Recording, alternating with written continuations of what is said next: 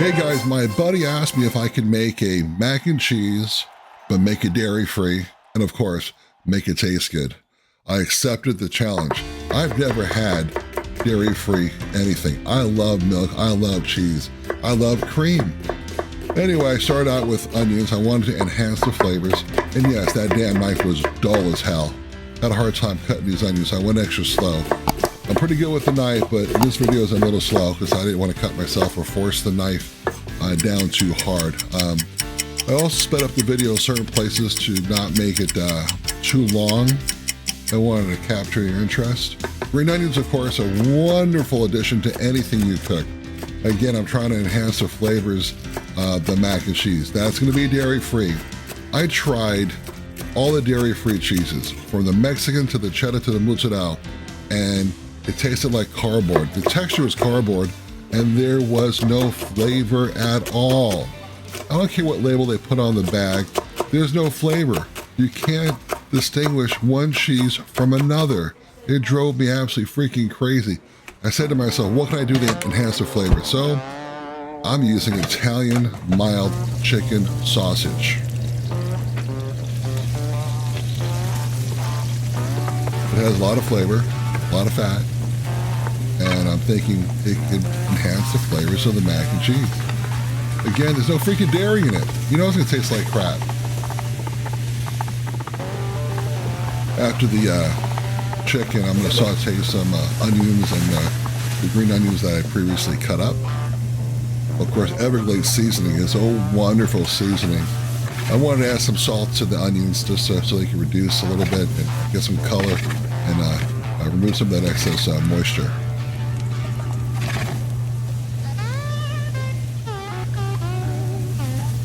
Giving it a stir. And yes, I tasted it along the way. Make sure this was seasoned properly.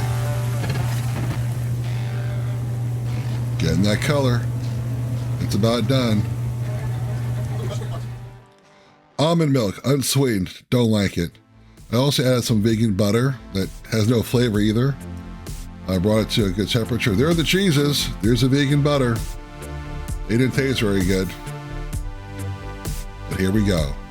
And this is a hodgepodge, you know, I had no recipe.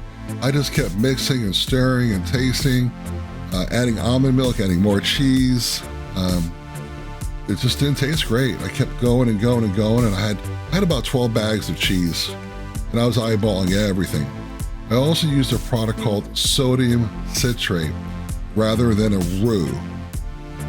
It's an emulsifier. Just breaks down all the fats, and it just makes a silky, smooth cheese sauce. If you've never used it before, use it.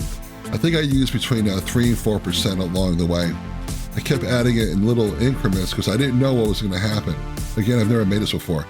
The cheese is a little lumpy here if you look at it. I added some sriracha to up the flavor a little bit. And I'm stirring. And I sped this video up because I'm telling you, I kept stirring and stirring and stirring. It was lumpy. I kept adding more almond milk. Yeah, there you go, almond milk. I'm like, oh my God, this is going to be a fail. Kept going and going. It took a very, very long time. Again, I sped up the video so you didn't have to watch everything.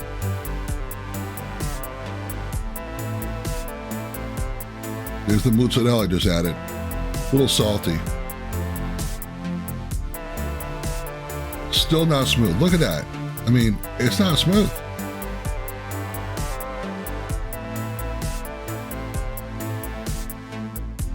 There's some more sodium citrate. There's some more cheese.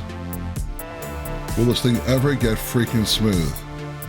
I don't know what I'm missing, but I kept going. Nutritional yeast. It enhances flavor, a nuttiness, almost like Parmesan cheese. There's that flavor, the smell, the umami. It's delicious. I tasted it. If you didn't see, I tasted it. I added some more Everglades seasoning too. God, I'm throwing everything in here except the kitchen sink. Little black pepper, of course. More almond milk. But I think it's starting to get smooth. Take a look at it. There you go. It's starting to come together. Again, I tasted it. And yes, I used a clean, smooth a clean spoon every time. I was giving this to some friends too. Wow, look at that. It's coming together. Getting nice and smooth. Yes. That's the other secret ingredient.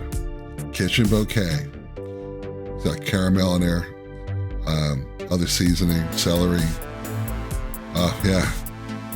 Bouillon, chicken bouillon. Yes.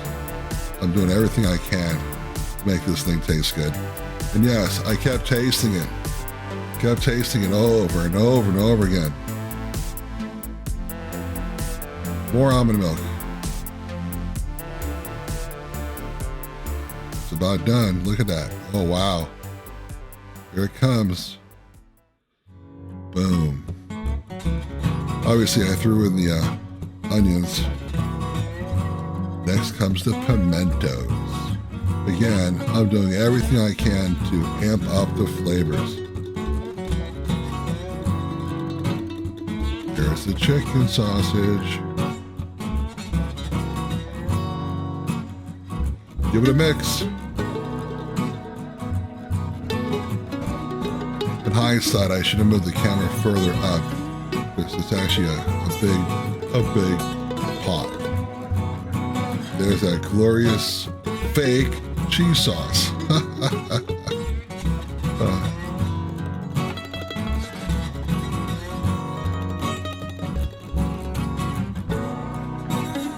I kept tasting it, and I did adjust the seasoning just a little bit more, a little pepper, a little bit more Everglades seasoning.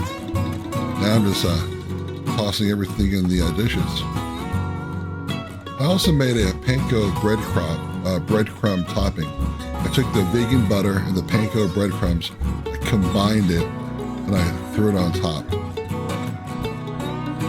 How did I bake it? Basically covered at 275 to an internal temperature about 125, 130. Took off the cover, cranked up the heat, and browned the top. And I gotta tell you, it was freaking delicious. It really, really was.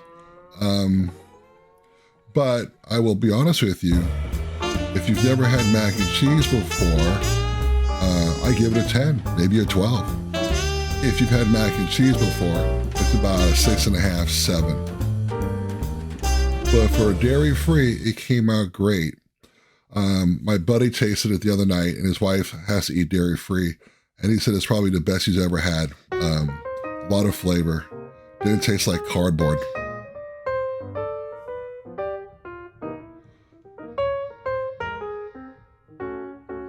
That's about it. If you guys have any questions, just give me a shout out. Subscribe, email me, whatever you want to do.